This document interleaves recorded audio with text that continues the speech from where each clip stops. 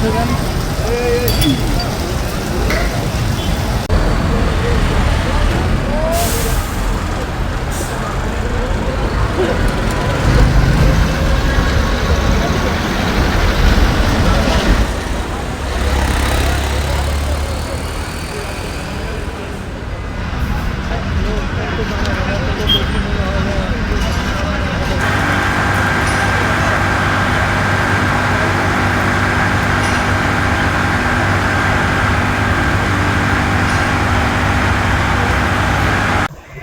Tower ভবনটা হলো গিয়া 13 তলা, 7 তলা পর্যন্ত লোকে বাণিজ্যিক ভবন।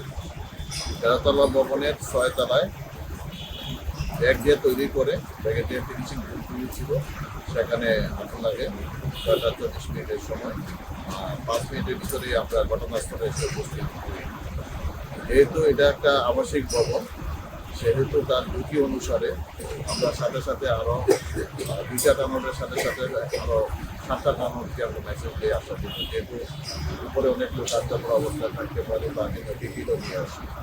এবং দীর্ঘ সময় আসার পর এবং দ্রুত রেসপন্স করার কারণে আমরা কিছুক্ষণের ভিতরে আগুনটাকে সম্পূর্ণভাবে নিয়ে আসতে পারি। আগুনটা একটা রুমে সীমাবদ্ধ ছিল, অন্য কোনো দিকে আগ ছড়াতে পারে না। এক্সট্রিম মশার কয়েল প্ল্যান্ট ফাইবার দিয়ে তৈরি, তাই সহজে ভাঙে না, সুগন্ধিযুক্ত ও নিরবিচ্ছিন্নভাবে জ্বলে। ডেঙ্গু, চিকুনগুনিয়া বাহি সহ যে কোনো মশার বিরুদ্ধে দেয় এক্সট্রিম সুরক্ষা। হাসপাতালের বিষয়টা আমরা দেখি নাই, আমরা ব্যাংকের কথা শুনছি। ব্যাংক ছিল এবং অন্যান্য প্রতিষ্ঠান ছিল, ব্যাংকের প্রসেসিং সেন্টার ছিল। বিশেষ করে যেহেতু আমরা আগুন নির্বাপন করতেছি এবং প্রত্যেকটা তালা আমরা চেক করতেছি, চেক করে আমরা বুঝতে পারবো যে কোনো অবস্থা আসছে। আমরা যতটুকু চেক করছি এখনো আমরা কোনো আপাত বা পাইনি।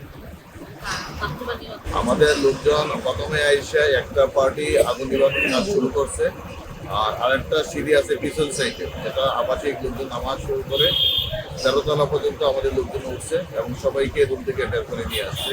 কোনো সমস্যা নেই।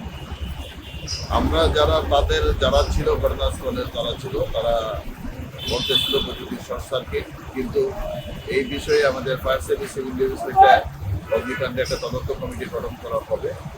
এই তদন্ত কমিটির মাধ্যমে তার আগুনের কারণ এবং ক্ষতি আমরা কয়টি ইউনিট কাজ করেছে? আমাদের 9টা ইউনিট আসছিল, কিন্তু আমরা কাজে লাগাইছি মাত্র 5টা ইউনিট।